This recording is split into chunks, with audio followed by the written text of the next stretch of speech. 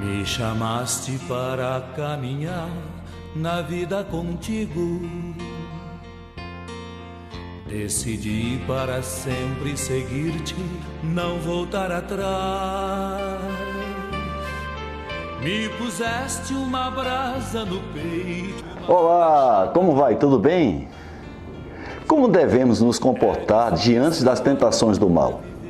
É o que veremos na liturgia da palavra desse dia 26 de fevereiro de 2023. A liturgia deste domingo começa quando, no livro de Gênesis, o Senhor Deus formou o homem e dele a sua mulher.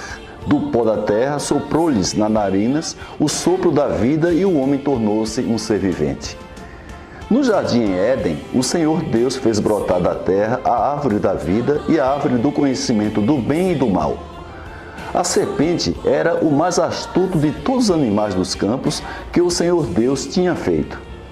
Apesar da mulher saber que Deus tinha proibido comer do fruto da árvore do conhecimento, senão ela morreria, a serpente convenceu-lhe de que não era verdade.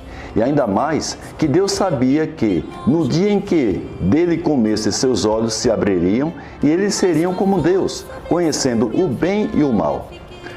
Depois que ela colheu um fruto, comeu e deu também ao marido, que estava com ela, e ele comeu, os olhos dos dois se abriram e, vendo que estavam nus, teceram tangas para si com folhas de figueira.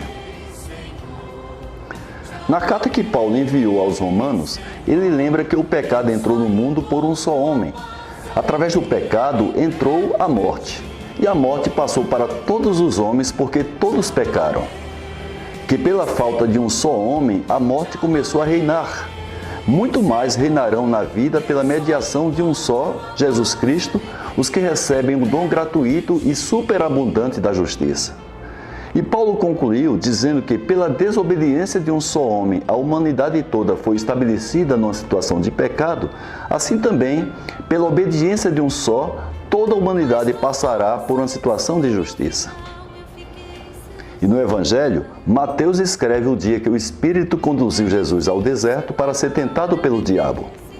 Jesus jejuou durante 40 dias e 40 noites e depois disso teve fome.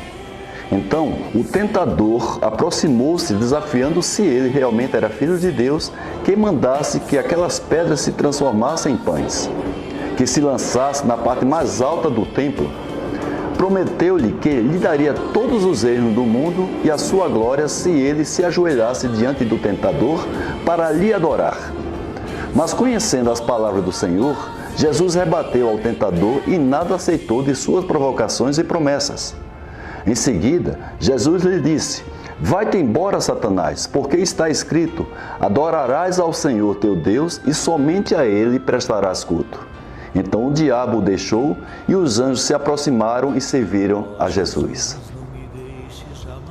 Meus irmãos, qual é a minha conclusão da liturgia da palavra desse domingo?